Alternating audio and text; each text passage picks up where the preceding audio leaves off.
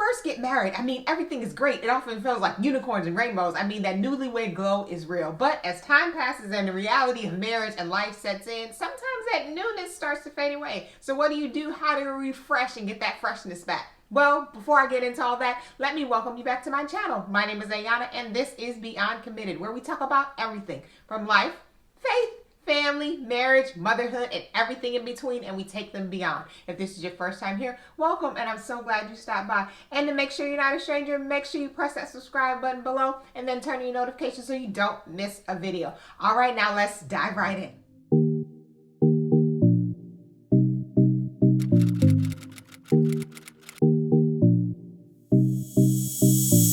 Everybody likes something fresh and new. I mean, I like new and sparkly. I'm a gifts girl. That's one of my love languages. So give me something new and sparkly and I'm in love with it. At least for a little while. And then you kind of like want to move on to the next thing. But in marriage, that is just not something that we do. We want to make sure we're keeping our marriages fresh because over time it happens to us all. That newlywed glow starts to fade. I mean, life just happens and the realities of marriage. And then if you have kids and you're working and there's family situations and there's life situations that take place that kind of, get things either routine or make things feel a little dull or take that fresh new feeling away. And it's like, okay, what do I do now? How do I refresh my marriage so that it's not routine, that it doesn't feel dull and it feels like new and fresh? Because I know for me, this has gone through different seasons in our marriage. The newlywed season was great. I mean, it was me and my husband. He was finishing up school. I was working. So, I mean, when we had time, we took trips. We took day trips. We took,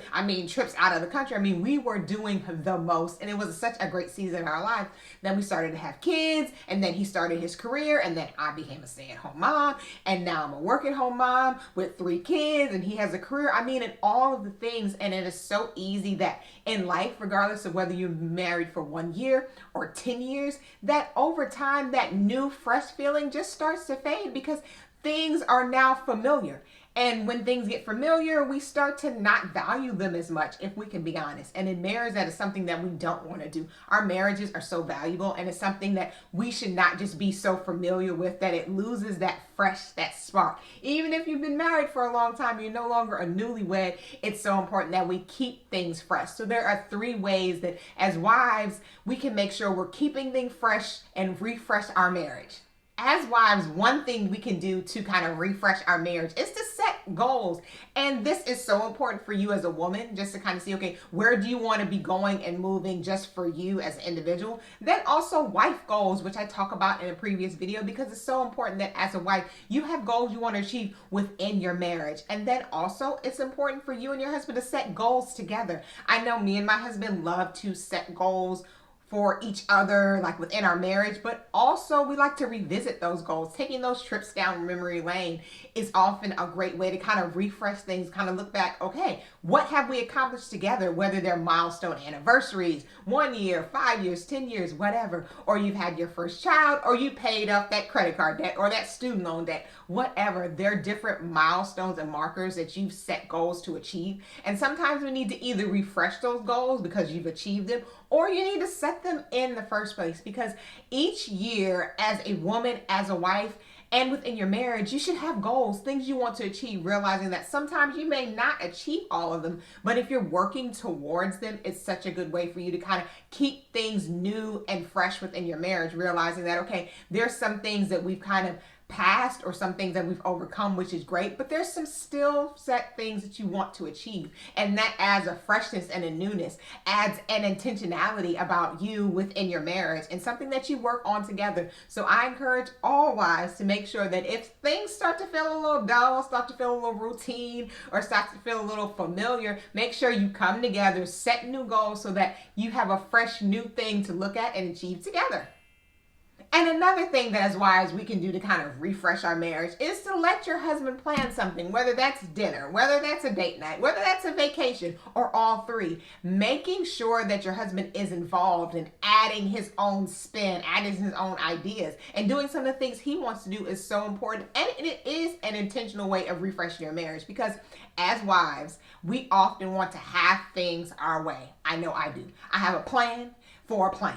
And I know what we want to do, and we have an idea, and I can execute it. I can pick the place, the location, I have the menu, I have the itinerary. I can do it all. But we also need to make sure that we are in this together with our husbands. So we should not be trying to do it all. We have to take that super woman, super wife, super mom cape off and allow our husbands to plan things, allow them to add a freshness and a spark. And often they plan things that we would have never thought of doing, or we would have never done it that way. And that's okay. Realizing that we don't have to do things our way all the time. And it does add a freshness. It adds a layer of, okay, you don't have to be worried about doing all the things. It's not another thing on your to-do list. You can just give that to your husband and trust that he will do it. It may not be exactly how you would do it, but that's okay. It adds a newness and a spark that you just may not have had before. I know when I let my husband plan different dates, and I'm like, okay, well, we have this date on the calendar. Do you want to plan something? He's like, okay, sure.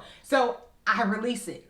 You can't keep asking about it. What are you doing? Where are we going? All that. You can ask, every so often if it's like a really big thing. But other than that, just let him do it, and you'd be amazed at the fun things you can do. I mean, we've been to different hotels, like just in Boston. We've been to different restaurants. We've been to different shops. We've even taken vacations that he planned, which was such a relief for me, because it was like, okay, I didn't have to worry about the itinerary, where we're going, how we're doing this, all of that. I was able to release that control, and it wasn't easy. No, but it's so needed and adds that spark back. So I would encourage you that if you haven't, or it's been a while, let your husband plan something. You'd be amazed how fun it is and how fresh you feel after. And the third thing that we can do as wives to kind of refresh our marriage is to make a marriage vision board. Now, this really goes hand in hand with setting goals, because, okay, you've had these goals, these things you kind of want to check off, but what is the overall vision for your marriage? What does your dream marriage look like? And that's something that you should be dreaming together. And that's something that you should be building together. And it's so important that you do that. And it's a fun way to spend a date night as well. And I know previously I talked about making a family vision board, which you should definitely do as well. And I talk about like how to make a vision board and all that. But your marriage is outside of your family. It's like, yeah, you have kids and you have career goals and you have your own vision board and what dreams you have for you as a woman. But your marriage is so sacred, and it's something that you should be dreaming and having a vision for as well, because God has a vision for your marriage. There's so much that God has for you and your husband to do together within your marriage, and for your marriage to represent within your family, within the world. So it's so important that you are dreaming those big dreams together, and then you're writing them down. You're creating a vision that you're working towards, and it does really add a freshness and a newness, because you'd be amazed how different your views are on your marriage and kind of where you want it to go that you may not have even talked about, because you just never sat down and really tried to look at it and try to plan it all out and just dream big together. So I would encourage you, if things are getting a little routine or getting a little familiar, take some time to make a marriage vision board to see, okay, where are you now and where do you want to go?